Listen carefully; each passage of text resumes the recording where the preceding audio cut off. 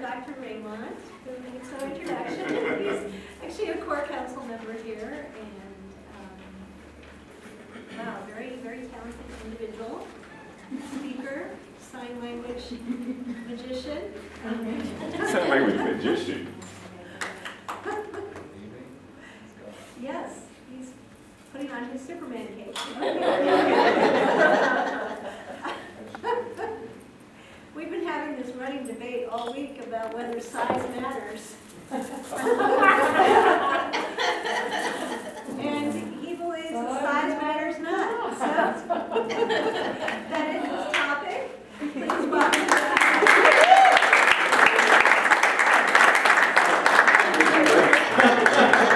I'm taking this back off. Okay, so how is everyone today? Great. So, have you ever not felt that though?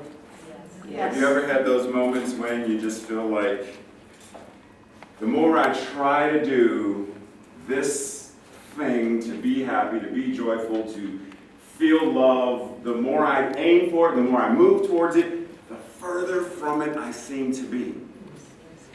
For those of you who follow me on Facebook, you may have seen today's post. So one of the things I've been thinking about recently is where I used to be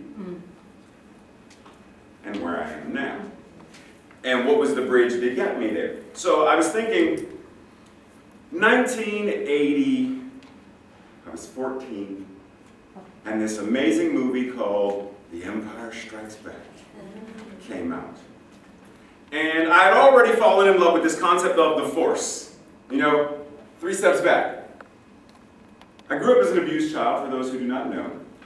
So by the time I was 14, I had already been to approximately 100 funerals, give or take. I had already contemplated or toyed with the idea of what it would mean to kill myself at least 5 or 6 times. I had already started living with the dread of arriving home to see my father, who was diagnosed with Lou Gehrig's disease, and the dread of, I don't want to be the first one home to find my father. So I'm wandering around East Liberty in Pittsburgh so that one of my brothers or my mother or someone else would be home first. 14 years old. So when I'm sitting there and I'm watching The Empire Strikes Back and this whole concept of the Force, I'm like, oh, to be a Jedi, if only.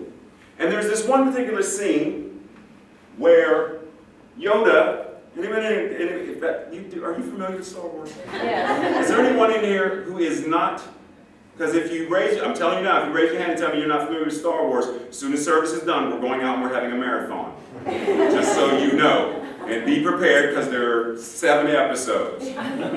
Okay, so Yoda, master of the Jedi Order, is teaching Luke the ways of the Force. And there's this one part where Luke had crashed his jet fighter into a swamp.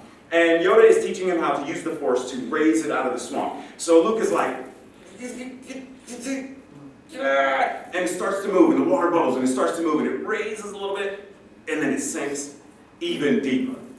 And Yoda is like, look, man, I've been working with you. So look. And Luke says, it's too big. I can't move it, it's too big. And Yoda says, judge me by my size, do you? As well you should not. For my ally is the Force. Source, God, Spirit. And a powerful ally it is. It binds us, moves through us. It is between you and the ship. And Luke is like, yeah, whatever. And Yoda closes his eyes and raises his hand, and the X-Wing raises up and floats over and lands. And R2-D2 goes, hey Luke, come over here. And Luke runs over there and he's like, oh my goodness, I don't believe it. And Yoda says very simply, that's why you fail. Because you don't believe. 14 years old, and my mind starts to play with this. What does that mean? I've been suffering for so long. What does that mean? So now fast forward.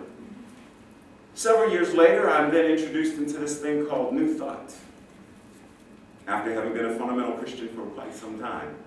And I learned this concept that says, our thoughts, our prayers. And we are always praying.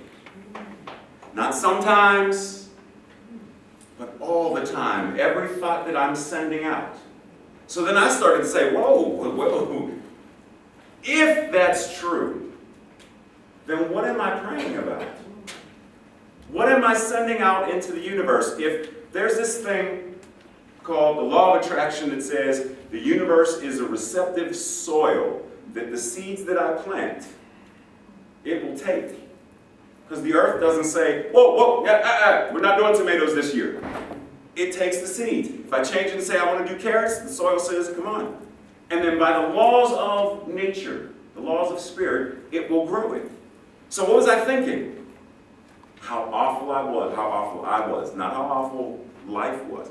How awful and horrible of an individual I was. That I deserved all of this stuff. And if that's what I've been thinking X amount of years, wow, is it no wonder that I was experiencing that as my harvest? So I started to change the way I was thinking. So, fast forward to today. If I were to ask you, and some of you who were here for the member meeting may remember this. If I were to ask you, don't answer out loud, think to yourself for a second. But if I were to ask you, are you magnificent? How would you answer? Would you say, yes, I am magnificent? Because if you say yes, then I'm going to tell you you are not. No one in this room is magnificent. You are magnificence itself.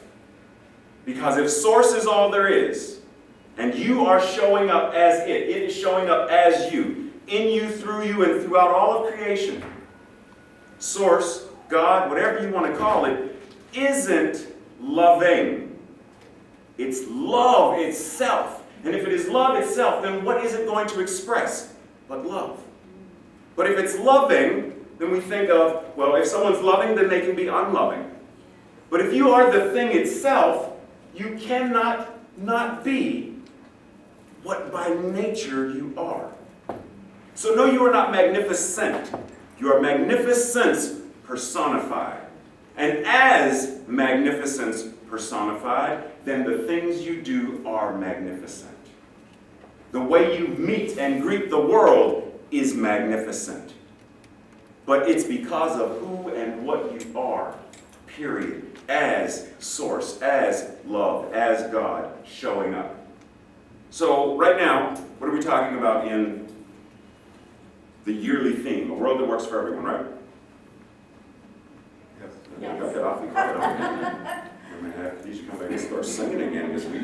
Yeah, wake up! So, the theme for the month is, we believe in the unity of all life, and the highest God and the innermost God is one God. Ernest Holmes, right? So, Science of Mind, I'm going to do a reading. Science of Mind, there is a divine principle, and what it does for us, it must do through us. Our part in the demonstration is to set the word into motion, thus compelling, through the law of subjectivity, the result or manifestation, right? So you think it, and then by word, this is why practitioners and the prayer and treatment is important, because what they are doing is taking the idea, giving it the expression of voice, which then law says, here, grow, manifest, demonstrate. But oftentimes, we'll think something that says, I want to start a new business, but we don't express it. We don't speak the thing into creation. And there's an amazing book called Love and Law that, like, anybody ever see that commercial? I think it's called True Blue or something, where the people's heads poof and purple smoke. This is what Love and Law did to me. Poof. So, every living soul is a point of personified God consciousness. Immutable, allness, power. Now. You are not approaching the point, but you are that now. Fearlessly announce that you are the truth and nothing but the truth. Know that within you now dwells the eternal God, for all the presence, all the power, and all the God that there is with you and for you and showing up as you now. You are the thing itself. You are Source showing up as each and every one of you. It's not, hi, I'm Ray. It's God showing up as this human whose name is Ray. Same thing for each and every one of us. But do we speak as if we know this truth? Or do we speak from our common place of separation? Because it's real easy to talk about me and you. That "and" puts a separation. Or us and them. Separation. It's real easy for us to talk about this problem versus that problem. It's real easy for us to buy into the illusion of, I lost my job. But in truth, there's no such thing as loss. In spirit, nothing can be lost. If we were to imagine all of the universe having this idea of, oh man, where did I put Pluto? Oh, did I lose another star? It's not possible for creation to lose something. Even when a black hole swallows something up, we don't know where it's taking it, but I guarantee you that Source, Spirit, the thing that is showing up as the black hole, knows exactly where it's going. So I can say I lost my job. I can say I lost a relationship. I can say I lost something. But when we get very quiet, and some of you may have done this, I can't find my keys, I lost my keys. And the moment you stop looking for them, the moment you get real still and quiet and trust, and you open your eyes and you're like, I know I looked there before. I know I looked in my coat pocket before and there were no keys. Why are they there now? Because you had bought into the illusion of they're lost. So if you believe they're lost, even when you see them, you're not going to see them. So the moment you get quiet and say, my keys did not vanish. Mr. Spock did not beam them aboard the Enterprise, so somewhere my keys are in this house. And you do a treatment. Source, I know that you know where you are, because you are my keys. So where are you? In this house, in my car, wherever you are, let me know that I may be able to get in my car and then go wherever it is I'm going. And then you hear that still small voice showing up as intuition that says, check your coat again. And you go do it. Or you may not even think about it and you say, okay, I'm going to just trust. And you go to the bathroom and you start brushing your teeth and you open the medicine cabinet. Why are my keys in the medicine cabinet? I'm not going to ask. I'm going to say thank you, take my keys, and then go about my business. But it's about trusting, and it's about speaking what you know to be true. When I was in VCU studying theater, and I kept hearing this phrase very often, Ray, find your voice. I'm not sure what that exactly means, right? So, because what I was learning was movement for the actor. How to help an actor learn how to move on stage or in film or whatever. And one of my focuses was stage combat. So I'm choreographing Romeo and Juliet. And the instructor keeps saying, Ray, find your voice. I'm like, I'm teaching how to do a sword fight. What do you mean find my voice? I'm not saying anything. And then at some point it clicked into my head. But I am. My voice is showing up in their movement. And then my mind started to reel back when I started learning how to draw and paint and then do American Sign Language. And it was always a journey of finding my voice. Because no matter how many vocal lessons I take, no matter how many classes, no matter how many coaches, no matter whatever, I'm never going to sing her voice. No matter how many times I get certified as an American Sign Language interpreter or teacher, or no matter how many deaf people I know, I'm never going to sign with her voice.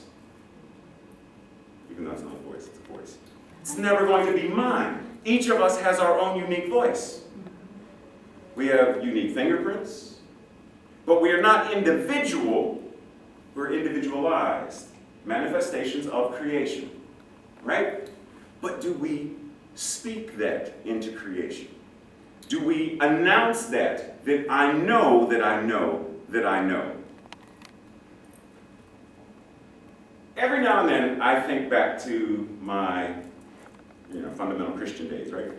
And I do my best to not dislike the Bible, because it was used, growing up. Yes, it was one of those. So I do my best to say, if Charles and Myrtle Fillmore could use the Bible, and Ernest Holmes could reference the Bible, and other New Thought folks could reference it, then there's wisdom in there. So, let me revisit it, I will. So, got a question. You didn't like my Yoda impersonation? Okay, so, got a question for you. I want you to tell me what's similar about these three passages. Proverbs 10:11. The mouth of the righteous is a fountain of life. Proverbs 18:21. Life and death are in the power of the tongue. Matthew 12:37. For by your words you will be acquitted, and by your words you will be condemned. What's the similar theme? Words are powerful. Words are powerful. What you speak creates. So every time you say, especially if you're using I am stupid, I am sick and tired of, I am bored, you're using the name of creation. Because metaphysically speaking, when Moses goes to the mountain and burning bush and whatnot and says, okay, so when I go back down there, because this is what we do, we're genealogical people, the name, and who begat and who begat and who begat who. So when I go back down there, they're going to ask me, so who sent you, Moses? So what do I tell them? And the name that was given was Yod-Heh-Vav-Heh. I am that. I am. I am. The name of creation, the name of God, the name of source. I am. So if I say, I am sick and tired of my job, then I'm using the power of creation. And this is why Jews will not say Yod-Heh-Vav-Heh. For them, it is forbidden to say that aloud because they know how much power rests in that word. If I were to ask you, how mindful are you of what you say? Do you ever criticize yourself? Do you ever criticize another? Because remember, there is not another. There's only source. So what you see in another somewhere is a reflection of something in you. And that doesn't mean, as people say, we want to get upset. And I'm not saying something to the effect of, well, if I do not like Hitler, then that means something in me is Hitler-esque. No. What I'm saying is Hitler is pushing a button in me, or there's a Hitler peg that fits in a Hitler-sized hole in me that's resonating something in me. Otherwise, he wouldn't bother me. I would be able to treat and pray and let him go. But if it bothers me, then it means somewhere in me there's something, I don't know, self-righteous indignation, something, if it bothers me. There's a difference between being angry for the purpose of solving a social ill, for social activism. The Dalai Lama says, yes, I get mad. I just don't stay there. Gandhi got mad. Gandhi was real quick to get in somebody's face and say, look, listen here. No, I don't care what you say. This is what's going to happen. Salt march, we're going to end the war, and that's it. What? Okay, fine, I'm not going to eat until it happens. So he was real quick and easy to throw something in somebody's face and say, this is how it's going to be, period. As law was his background, period. So it's okay to let that rise up, but what do you do with it? When you see an injustice, and you get mad and Donald Trump this, and Hitler that, and that's all, then what are you creating but more stuff to complain about? But when you say, I don't like this, because it doesn't represent a world that works for everyone, what can I do? What am I called to do? How do I lend my voice to the choir of creation to change the song that is resonating throughout all of the universe? If I don't like the song on the radio, what do? I really don't like 101.7. I just don't, because it's booty shaking stuff, and I don't like listening to that. And you leave it on? How many of us do that, though? We'll gripe and complain about stuff and change nothing about it. So it's on the radio, change the dial. If it's happening in your life, change the station. All of our spiritual practices, that's what they do. That's why the foundation class is important. Because whatever you had in the past is the foundation upon which your life is based. Whether good or bad, indifferent, whatever. But it's the foundation of that version of you. Foundations class says now it's time for you 2.0. Now it's time for you to build your life on this foundation of religious science, on truth principles. There is no more you and me and you and you and you. There's only one. And in that one, it goes by many names. But there's only one. There's only unity consciousness, only Christ consciousness, only Buddha consciousness. That's the truth that it's time to build as your foundation. Because when you really know, and you know that you know, your life works in a way that you couldn't even have imagined. You start to wake up and instead of, oh God, it's Monday. Oh God, it's Monday. You wake up excited. How many of us, if I were to say, I want you to wake up for the next 6 months, I want you to wake up at 3 a.m. What's your immediate response? I want you to wake up at some of you are like, okay, that's what time I wake up now. Okay, so you wake up at 3 a.m. How many of you would want to do that? Ha ha! Not a hand goes up. If I said for the next 6 months, I want you to wake up at 3 a.m. and every day that you do it, you will get $1 million. Oh, the hands change now. But why? Motivation. It's a different motivation. So now imagine that if you have the intrinsic internal motivation to say, I know who and what I am. I know that I am God manifesting as me. And I know that I have the opportunity to express my voice as creation, expressing through me, and create and manifest a world that works for everyone. By making me, my magnificence, in expression, changes and transforms my life experience. I can be happy, even in the midst of, as Yanma says, conflama, confusion and drama. I can still be at peace. So real quick, before I end, I want to give you an acronym, because I love acronyms. So, well, real quick. As I told you, my father was diagnosed with Lou Gehrig's disease, right? So and he transitioned in 2001, and several years ago, this amazing movie comes out called The Theory of Everything, about Stephen Hawking, right? And because, and I'm not a science nerd, I'm a nerd about other stuff, science fiction. Anyhow, so Stephen Hawking was diagnosed with the exact same thing that my father was diagnosed with. So I wanted to see how he, in terms of the story, lived that expression. And as I'm watching the movie, it ended with this one profound quote. So Stephen Hawking said, ever since the dawn of civilization, people have craved for an understanding of the underlying order of the world. There ought to be something very special about the boundary conditions of the universe. And what can be more special than that there is no boundary? And there should be no boundary to human endeavor. We are all different. However bad life may seem, there is always something you can do and succeed at. While there is life, there is hope. And for those who remember way back when I say hope, I don't refer to hope as, oh, I hope you get better, I hope you feel better. Hope is holding only positive expectations. Because if you're holding only positive expectations, it's not that wishy-washy, cross your fingers, hoping for a genie to do something magical thing. It's, I'm holding only positive expectations. I have no reason to expect anything other than the right and perfect wholeness and allness of all creation. So real quick, the acronym I want to give you, because that wasn't it. In finding your voice represents the vision. What is the vision you have of your life? And when we talk about visioning, what is the vision that creation, that source, has through you and for you? Because oftentimes we expect this is our expectation of our lives, and source is like, oh no. I didn't show up to be this. I showed up to be this. So what is the vision you have for your life? Like any business or corporation, there's a mission statement and a vision statement. Reverend Alex started off with sharing the mission and vision of the center.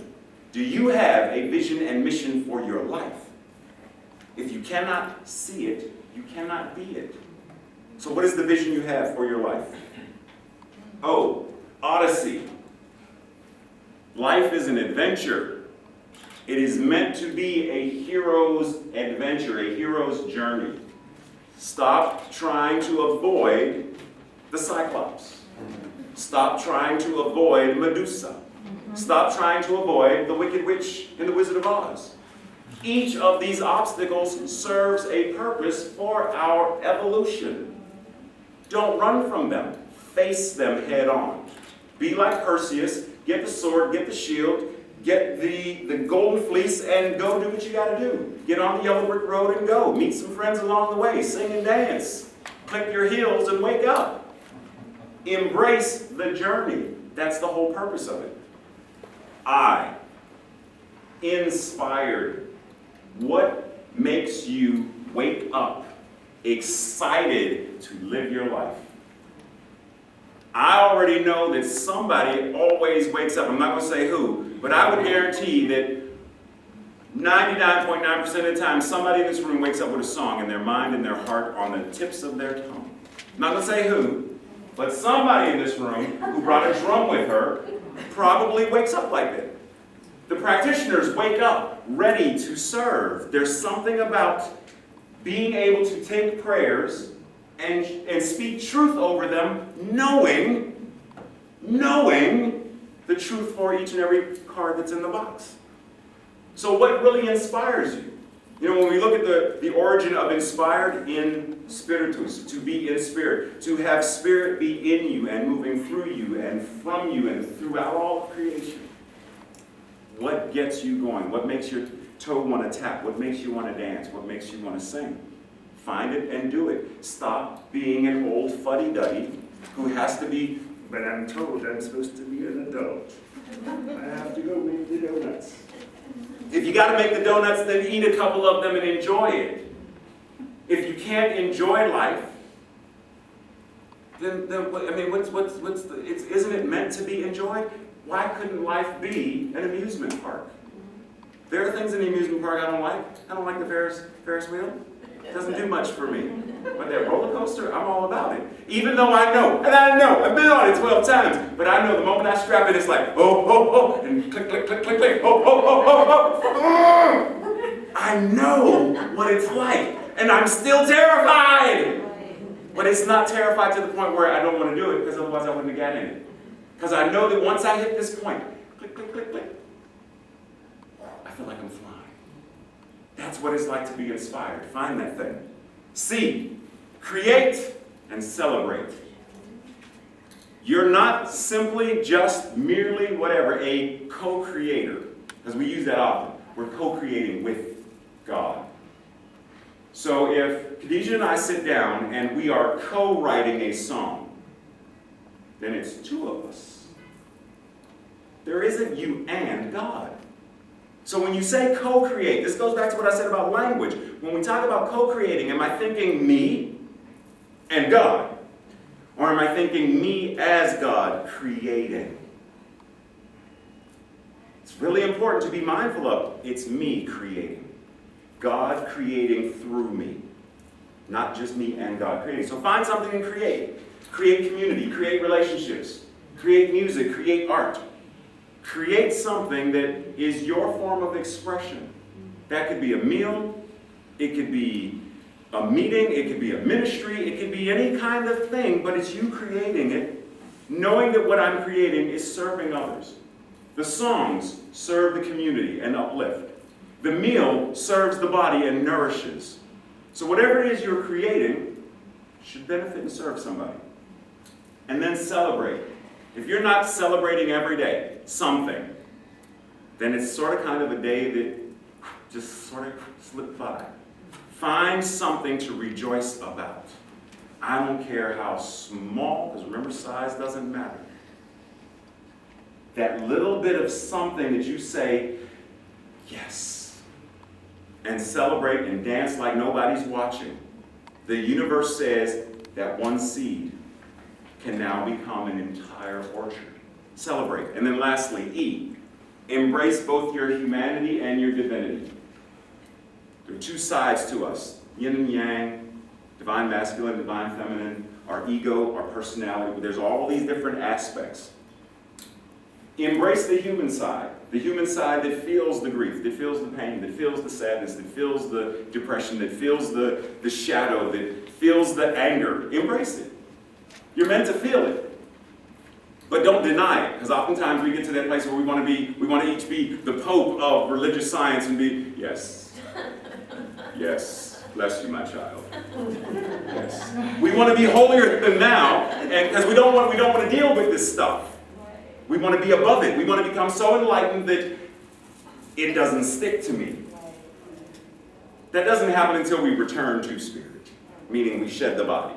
Because while we're here, if Reverend Alex comes up and she pinches my cheek and she pinches it really hard, it's going to hurt. And that's part of my humanity. Embrace it. But also embrace the fact that you are divine. You are source showing up in the human flesh. And be okay with that. Celebrate it. Find your voice. Find the way of expressing the fullness, the isness and allness of who and what you are. Good? Yes. And so it is.